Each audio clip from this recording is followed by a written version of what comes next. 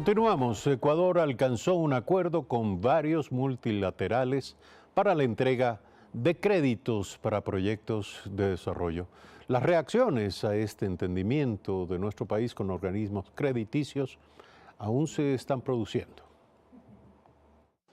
Son en total 10.200 millones de dólares, a tasas de interés no mayores al 5% que Ecuador recibirá en el lapso de los 3 próximos años de parte de los multilaterales. De los 10.200 millones, aproximadamente 6.700 son de libre disponibilidad y cerca de 3.500 están atados a proyectos. Los representantes de los organismos internacionales manifestaron el pasado jueves su respaldo al programa de prosperidad económica del gobierno nacional. Reitero nuestro compromiso para continuar apoyando al gobierno de Ecuador a través de financiamiento y asistencia técnica. El Fondo Monetario Internacional respalda el plan económico del gobierno. El Fondo Monetario Internacional comprometió la entrega de 4.200 millones de dólares.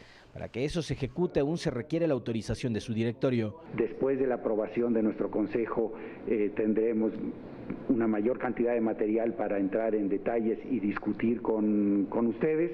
La delegada del FMI, Ana Ivanova, quien fue parte de las negociaciones durante los 8 meses que tardaron las conversaciones, mencionó parte de lo que fueron los términos del acuerdo. Que en este caso el programa tiene un componente muy grande de las reformas estructurales. Es importante sostener sostenibilidad fiscal, pero también en caso de Ecuador es importante restaurar las instituciones fiscales. Según el ministro de Finanzas, el Ecuador ha recobrado la confianza en el exterior gracias al cambio en el manejo de la economía. Alexis Moncayo, Telediario. Alberto Acosta Burneo, analista económico, nuestro invitado desde el estudio de la ciudad de Guayaquil, se hace hincapié en las reformas estructurales. ¿Cómo entender esto? Buenos días. Muy buenos días, un gusto estar con ustedes. Vemos que finalmente el Ecuador va a tomar medidas para corregir los desequilibrios de la economía. Hay que estar claros que hace ya más de 4 años que cayó el precio del petróleo y lo que hizo el gobierno desde esa época es esperar que los precios vuelvan a subir y mientras tanto tarjetear, endeudarnos y endeudarnos para poder seguir gastando. Sin embargo, todos sabemos que nadie puede vivir del tarjeteo, ni siquiera los estados lo pueden hacer. Y entonces el cupo de esa tarjeta de crédito se acabó y vemos que ahora el gobierno tiene que tomar medidas para corregir este problema de estar gastando más allá de lo que se tiene. El acuerdo con el fondo es precisamente eso, es financiamiento, pero a cambio el gobierno tiene que tomar los correctivos para no seguir en una senda insostenible, para no seguir gastando más de lo que tiene. Y por eso es el énfasis en todas estas medidas estructurales que debe adoptar, medidas estructurales que van por el lado del gasto, una combinación de menos gasto, por el lado de los ingresos, también va a haber una reforma tributaria que ya la mencionó el ministro de Finanzas, que va a buscar recaudar más, y también medidas estructurales en materia de competitividad. El objetivo es que el país pueda salir de esta situación insostenible y que no vuelva a caer en un futuro en un problema de este tipo. ¿Podemos concretar cuáles serían las medidas? Puntualmente, el acuerdo incluye, primero, por el lado de gasto, va a exigir una reducción de gasto. Entonces, ese es un primer gran tema. ¿En qué específicamente los acuerdos con el fondo, hay que estar muy claros, no dan una receta, no dan un plan de gobierno, lo único que hacen es que plantean ciertos objetivos generales. Entonces, el objetivo exige una reducción de gasto. El gobierno tendrá que decidir en qué específicamente. El acuerdo también exige un incremento de ingresos. Eso significa una reforma tributaria que ya la ha anunciado el ministro Martínez, que dice que va a simplificar el esquema tributario, pero al final del día va a recaudar más. Se busca incrementar las recaudaciones. ¿Qué impuestos? No están definidos todavía. Depende de la decisión del gobierno y de la negociación que se haga en la Asamblea. En materia de competitividad, está definida una reforma laboral. ¿Qué específicamente va a contener esta reforma laboral? Eso está en manos del gobierno y de la discusión de la Asamblea. Lo que está comprometido es un acuerdo para hacer una reforma laboral.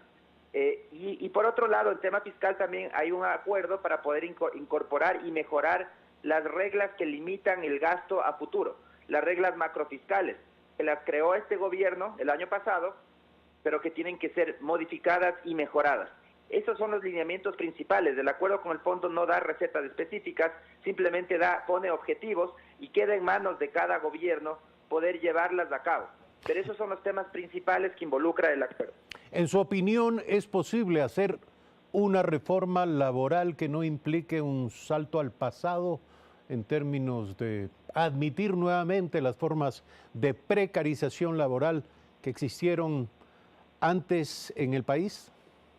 Yo creo que estamos en el pasado y en un pasado que no queremos repetir. Tenemos que cambiar y tenemos que dar un salto al futuro, porque actualmente el empleo formal es un privilegio de poquísimos. Estamos hablando que alrededor de un 40% de la población económicamente activa tiene un empleo adecuado. La mayoría de la población o es desempleada o no tiene un empleo.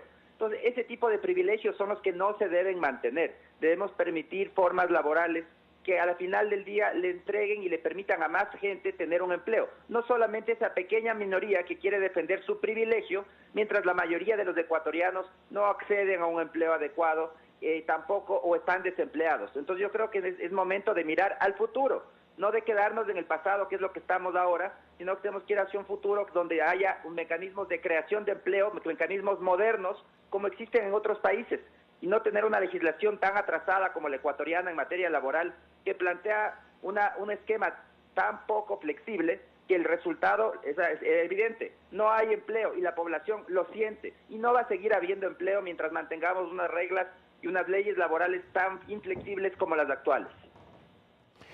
Nuevamente, en el pasado, la aplicación de las famosas recetas del Fondo Monetario Internacional han implicado enormes costos en materia de estabilidad política, puesto que su aplicación ha generado respuestas, protestas, reclamos sociales.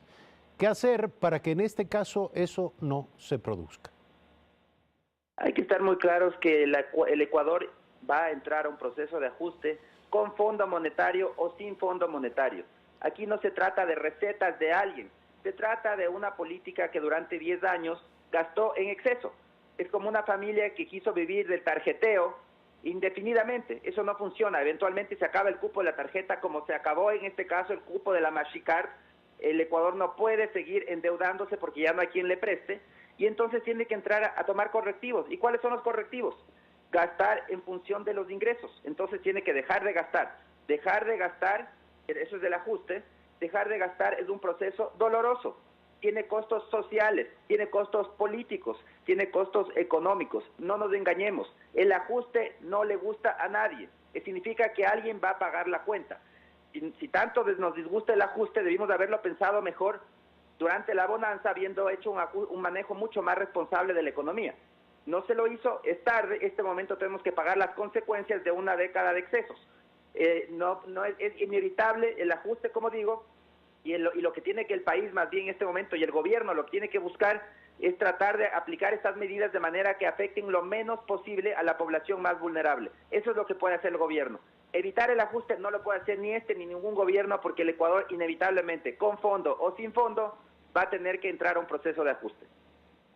Gracias. La opinión de Alberto Acosta Burneo, analista económico, esta mañana, y gracias por aceptar esta comunicación con Primera Impresión. Seguiremos evidentemente analizando este tema en la medida en que se vayan sumando informaciones concretas respecto de las medidas que en contrapartida irá adoptando el país para cumplir compromisos, ponerse a tono evidentemente con el programa económico negociado con el Fondo Monetario Internacional, como decía nuestro invitado, en términos amplios y generales, que no constituye la definición a detalle todavía de las políticas que serán aplicadas, pero que deberán ser materia de definición en los próximos días y semanas.